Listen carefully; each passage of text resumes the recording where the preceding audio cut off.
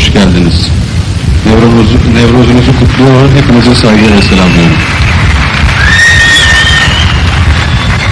Ayrıca bu güncel günde değerli aydın İsmail Beşikçi'nin içinde bulunduğu durumu huzurlarınızda dehşetle kınıyorum.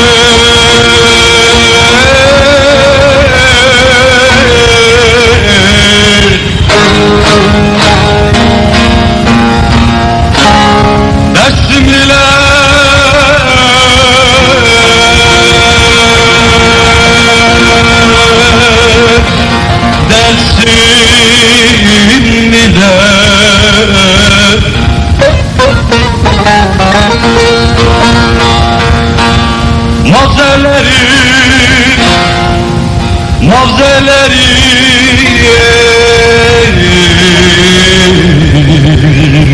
türkü söyler,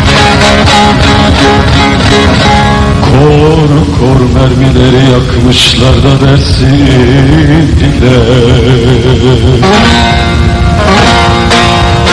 Burası dersindir babam.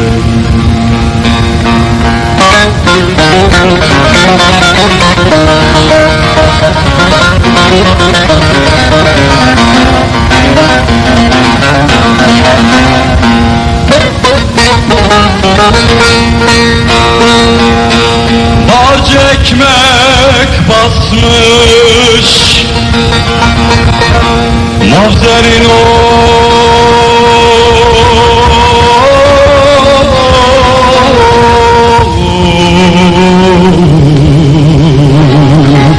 muza asmış.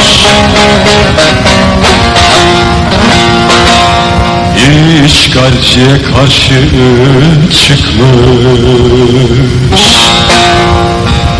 Burası dersindir babam.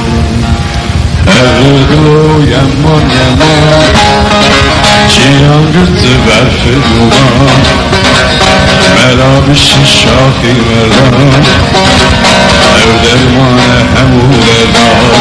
Erdo yaman yaman, cihan gırtı berfi duman, merabişi şahi merdan, ev dermane hemu derdan.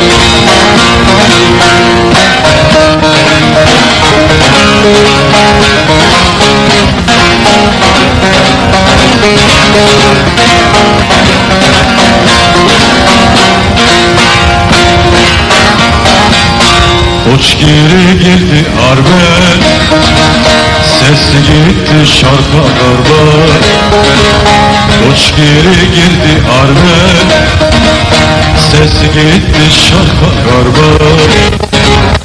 İki ordu asker geldi, dayanır buna darba Eridlo yaman yaman Cihan gıttı berfi duman Merabişi şahi meram Ev dermane hemu derdan Eridlo yaman yaman Cihan gıttı berfi duman Merabişi şahi meram Ev dermane hemu derdan